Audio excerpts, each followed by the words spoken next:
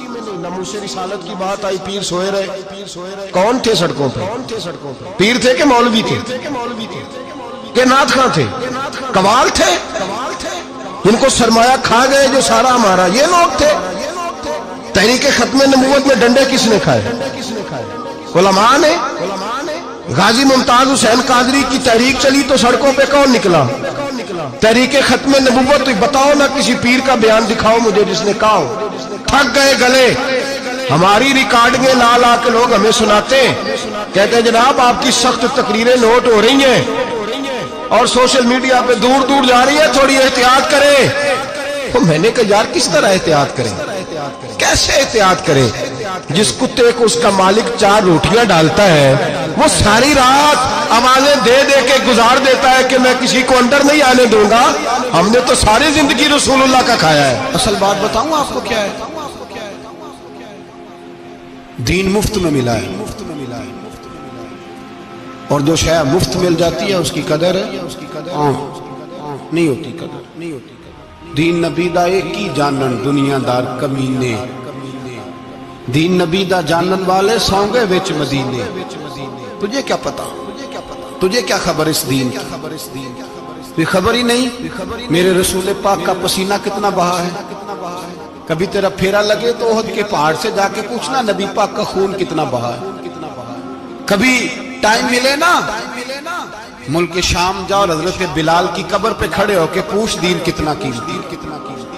اور پھر اس سے زیادہ بات پوچھنی ہو نا کبھی تو مدائن جا، حضرت سلمان فارسی کے مزار کے پاس ان سے پوچھ دین کی قیمت کتنی ہے. وہ تجھے بتائیں گے کہ کئی 100 سال لگ گئے نبی پاک کے قدموں میں پہنچنے تک. 100 سال، کئی 100 سال. اور اگر پھر بھی تجھے تسلی نہ ہو تو جنت البقیع میں جا اور سیدہ طیبہ طاہرہ حضرت فاطمہ الزہرا سے پوچھ. ان سے پوچھ بی بی اس دین کی قدر کیا ہے. وہ تجھے بتائیں گی کہ جب دین کے چہرے پہ سرخ رنگ بھرنا تھا تو میں نے حسین کا خون دے کے بھرا. وہ تجھے بتائیں گی کہ اس دین کو جب پینٹ کرنا تھا تو میں نے جناب علی اصغر کے بازوؤں کے ساتھ مصوری کی ہے. وہ آسان سمجھ رکھا ہے لوگوں نے، آسان سمجھ رکھا ہے. کہا تم کٹ گئے. اور آج اٹھنے والا صوفی اور درویش کہتا ہے سارے ایک ہی ہیں، سارے اسی کو مانتے ہیں. جس سیاستدان کا دل کرتا ہے وہ جا کے مندروں میں پوجا کر آتا ہے، جس کا دل کرتا ہے وہ جا کے ہندوؤں کی ہولی اور دیوالی میں شریک ہو جاتا ہے. سب ایک ہی ہیں. اگر ایک ہی تھے تو حسین کا علی اصغر کیوں شہید ہوا؟ اگر سب ایک ہی تھے تو جناب علی اکبر کیوں شہید ہوئے؟ سارے ایک ہی تھے تو پھر ٹھیک ہے مست رہنا چاہیے تھا. یہ مذاق ہے اتنی قربانیاں؟ شرم ہی نہیں آتی بات کرتے ہوئے؟ جاگو اور اپنے دین کو سمجھو. میرے رسول پاک علیہ الصلوۃ والسلام نے جو دین دیا اس میں تسلب ہے، تسلب، کفر سے بیزاری. کتنی بیزاری؟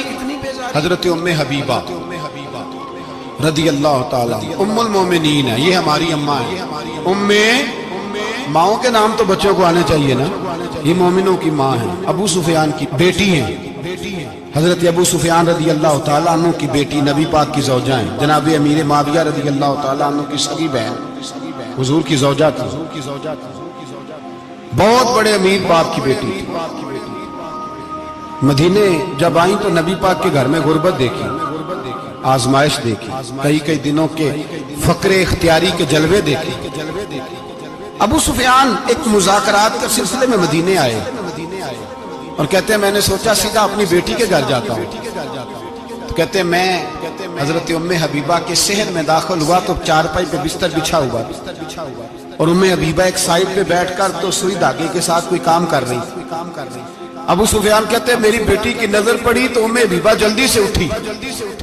اٹھ کے بستر جو چارپائی پہ بچھا ہوا تھا وہ بستر اٹھایا، لپیٹا، اندر لے گئی. بعد میں باہر آئیں تو میں نے بیٹی کے سر پہ ہاتھ رکھا. میں نے کہا بیٹی میں سمجھ گیا، بستر پہ میری نظر پڑی ہے، لگتا ہے کئی سال پرانا ہے، پیوند بھی لگے ہوئے، تو اس لیے اندر رکھا ہی ہے کہ پرانے بستر پہ باپ کو بٹھاؤں گی، اس لیے رکھا ہی ہے. تو بیٹی امیر گھر سے آئے تو غریب گھر میں اس کی شکایتیں ختم نہیں ہوتی، پر دین کے ساتھ تسلط ام المومنین کا पुख्तगी और कुफर से बेजारी। कहने लगी अब्बा जी अभी आप काफिर हैं ना, तो आपकी सोच अभी बदली नहीं। मैं इसलिए नहीं बिस्तर अंदर रख के आई कि आपके काबिल नहीं था, मैं तो इसलिए रखा यूं कि वो मेरे नबी का पाक बिस्तर है और आप नापाक है। वो पाक बिस्तर है। इन्नमल मुशरिकून नजस, मुशरिक नापाक होता है, बाप होना अलग बात है, लेकिन मेरे दिल में बाप की कदर बाद में है मेरे दिल में, और रसूलुल्लाह के बिस्तर की कदर पहले है। रसूलुल्लाह की नहीं, रसूलुल्लाह के बिस्तर की कदर है कि बाप बैठ ना जाए। इतनी नफरत मुशरिक से, इतना इजहार, वो बाप भी हो तो इतनी नफरत। लोगों ने पेचे डाले हुए हैं प्यार के, मोहब्बत की पिंगे चढ़ा रहे हैं और सारे ये कहते सब सही है, और हमारे दिलों में नरमी। हमारा अपना जवान बाहर जाता है, वो ये नहीं देखता कि मैं जिससे शादी करने लगा हूं नेशनैलिटी ज्यादा जरूरी है कि ईमान, पैसे ज्यादा जरूरी कि ईमान, दीन ज्यादा जरूरी कि दौलत। अजीब तमाशा है, बेचते फिरते हैं, फार सेल कर दिया मजहब को, तसल्लुल भी नहीं, वो ख्याल ही नहीं, तवज्जो ही नहीं हमारी।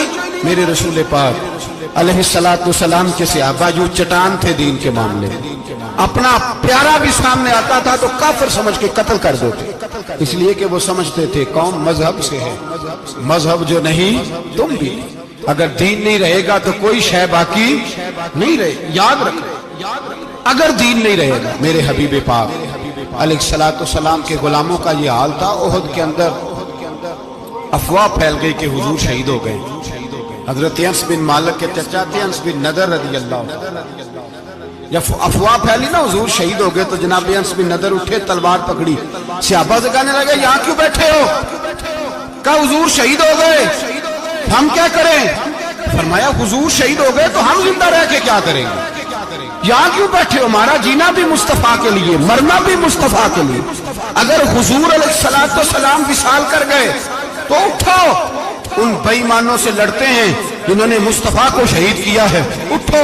हजरत अनस बिन नदर मैदान में निकले, इस तरह लड़े कि सहाबा कहते हैं ना जख्मों की परवाह, तीर बरसते रहे परवाह कोई नहीं, तलवारें चलती रही परवाह कोई नहीं, उनके वजूद पर नेजों के जख्म आते रहे परवाह कोई नहीं।